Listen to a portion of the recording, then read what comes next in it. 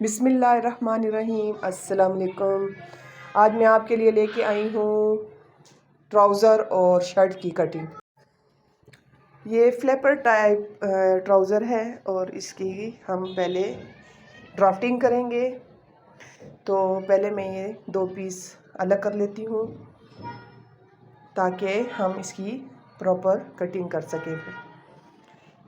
आप भी पहले इसको अलग कर लीजिए ताकि आपको उसमें आसानी हो।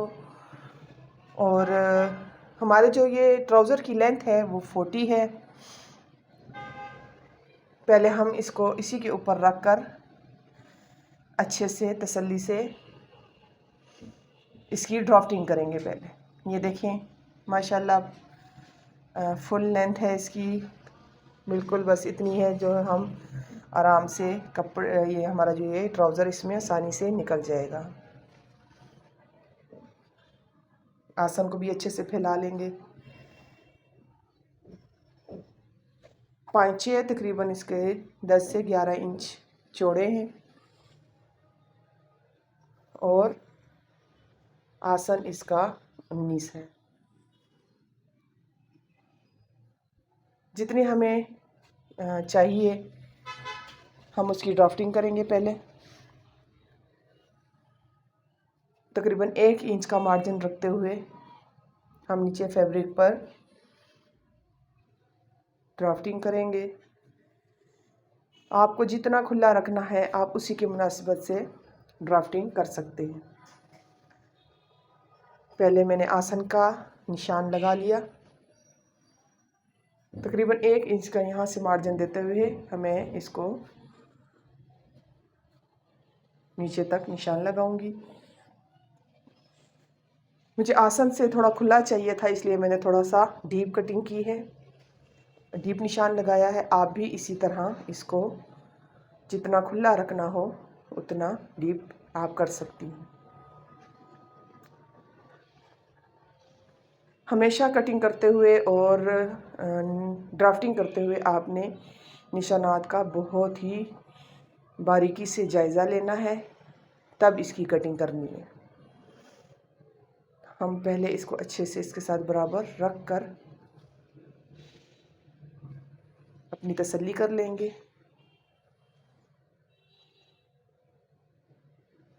फिर इसकी कटिंग करेंगे।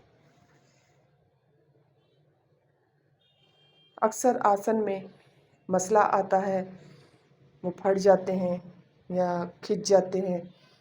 तो ये जो कटिंग है थोड़ी सी डीप, इसमें एक ये फ़ायदा होता है कि इसमें ये ट्राउज़र फटते नहीं हैं और जितना इनको खुली जगह चाहिए होती है उससे एक दफ़ा फिर मैं से टेस्ट कर लेती हूँ कि बराबर है। तो मैं इसकी थोड़ा सा मैंने ऊपर कर लिया है क्योंकि मुझे थोड़ा सा खुला चाहिए।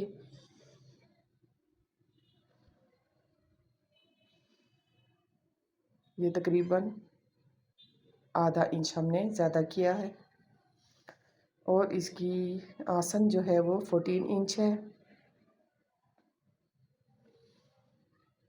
लंबाई भी हम अपनी चेक कर लेते हैं।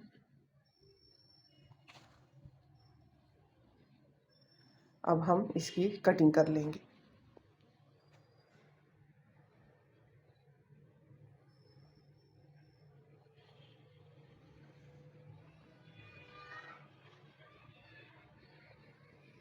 एक दफ़ा से है मैं फिर तसल्ली कर लूँ ताकि मुझे तसल्ली हो जाए कि हमारे तीनों नीचे जितने भी फैब्रिक हैं वो सारे बराबर रखे हुए हैं या नहीं।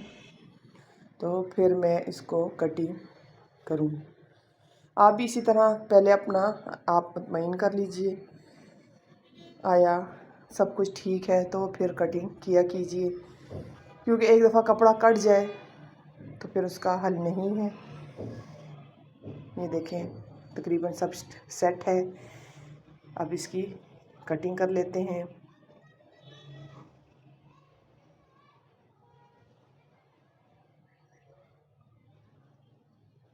जो जो हमने निशान लगाए हैं उसको फॉलो करते हुए हम इसकी कटिंग करेंगे।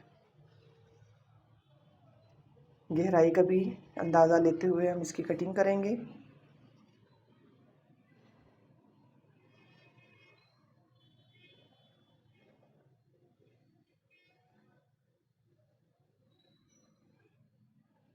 नेफे का मार्जिन रखते हुए हम इसको डीप कटिंग कर लेंगे। अब इन पे जहाँ जहाँ हमने पांचे का और नेफे का नाप देना है वहाँ पर हम निशान लगा लेंगे, टुक लगा लेंगे, ताकि हमें पता चले कि हमें इतना नेफा चाहिए चारों तरफ से बराबर।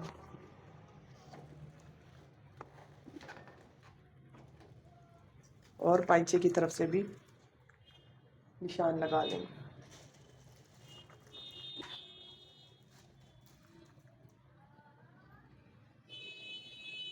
ये हमारे ट्राउज़र की कटिंग हो गई। अब मैं आपको शर्ट की कटिंग करना सिखाती हूँ। ये हमारी शर्ट का फैब्रिक है। इसको हम अच्छे से फैलाकर दामन का निशान लगा लेंगे। तो जितना हमारा दामन है उसको हम इसके ऊपर रख कर पहले हम दामन आगे पीछे का निशान लगा लेंगे और उसका फैब्रिक अलग कर लेंगे।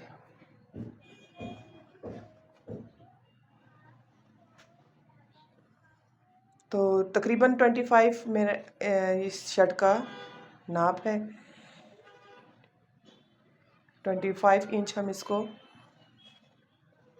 रख कर सिलाई का हक देते हुए 26 काट लें। हम निशान लगा लेंगे और दोनों दामन अलग कर लेंगे। ये आगे पीछे का दामन हम कट कर रहे हैं।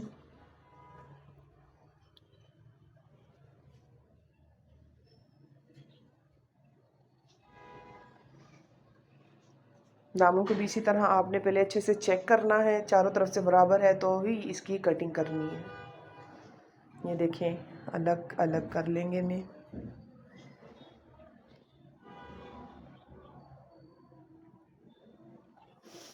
तो 41 हमारी लेंथ है, 40 लेंथ है और 41 हम इसकी लेंथ रखेंगे।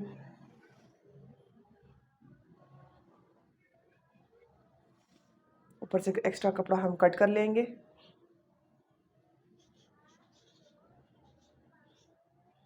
कट करने के बाद हम शर्ट का पहले तीरा नाप लेंगे।